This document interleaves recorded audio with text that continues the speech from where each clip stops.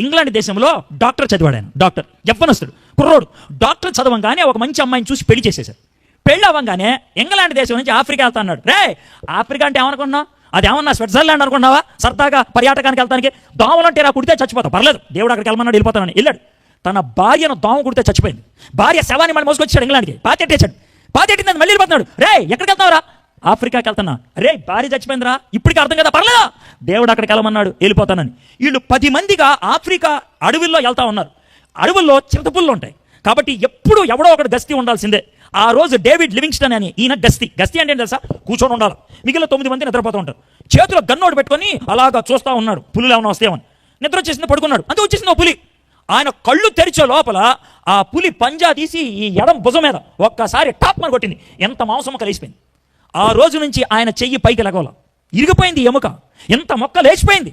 అప్పుడు ఏమన్నా సరే, ఇప్పుడైనా వెనకరారా అన్న, రామ్ నేను ముందుకెళ్తా అన్నాడు. పాపం ఈ చేయలేదు, ఇలాగే వెళ్తా ఉన్నాడు. ఒకసారి తుమ్మ ముళ్ళు ఉన్నాయి, ఆ ముళ్ళు ఇలా అడ్డు తీసుకుంటూ వెళ్తున్నాడు అన్నాడు. పాపం ఏది మధ్యలోంచి వెళ్తా ఉంటే, ఇది పెద్ద తుమ్మ ముళ్ళు కొమ్మ అనుకోండి, ఆ కొమ్మని ఇలా వంచి ఇలా వెళ్ళాడు. వెళ్ళి అయిపోయింది కదా అని వదిలేశాడు. అంతే, కొమ్మ వచ్చి టాప్ అని గుచ్చుకుంది. ఎంత ముళ్ళు వచ్చి కంటిలో అలా గుచ్చుకుంటే గుడ్డంతా కారిపోయింది. ఎడం కన్ను లేదు. రే, ఎడం కన్ను లేదు, వచ్చారా అన్నాడు. కుదరదా, వెళ్ళిపోదా, అలాగే అన్నాడు. వెళ్ళిపోయాడు. పాపం ఎడం కన్ను లేదు, ఎడం చేయలేదు, ఎలాగ నడుస్తూ ఉన్నాడు. ఈ కాలు వెళ్ళి ఏ బురదలో పడిందో, ఆ బురదలో ఉన్న ఏ చెట్టు ముళ్ళు గుచ్చుకుందో తెలియదు. ఆ ముళ్ళు గుచ్చుకోగానే ఈ కాలు తిమ్మిరి పట్టేసింది. చచ్చేదాకా ఈ కాలు తిమ్మిరి వదల. ఏ పురుగు కుట్టిందో తెలియదు, ఏ ముళ్ళు గుచ్చుకుందో తెలియదు. అంతే, ఈ కాలు లేదు, ఈ చెయ్యి లేదు, ఈ కన్ను లేదు. కానీ మీకు విషయం తెలుసా, 2500 మైళ్ళు 2500 మైళ్ళు ఆయన కాలి నడక మీద నడిచి 13 దేశాలకి సువార్తను అందించాడు డేవిడ్ లివింగ్స్టన్.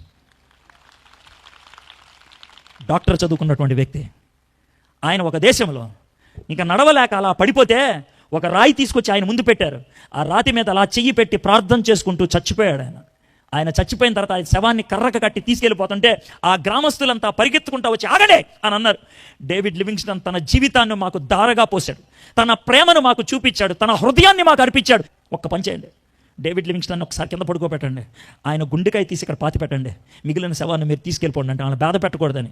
చచ్చిపోయిన డేవిడ్ లివింగ్స్టన్ని పడుకోబెట్టి కత్తి పెట్టి కోసి గుండెకాయ బయటికి లాగి భూమిలో పాతి పెట్టి శవాన్ని తీసుకెళ్ళిపోయారు. ఎందుకో తెలుసా, దేవుని మాటకు అంత విలువిచ్చాడు ఆయన. దేవా, నువ్వేం చేయమంటే నేను అది చేస్తాను, వెనక్కి తిరిగి చూడను. ఈ లోకంలో మనుషులు లెక్కలు వేరు, దేవుని లెక్కలు వేరు.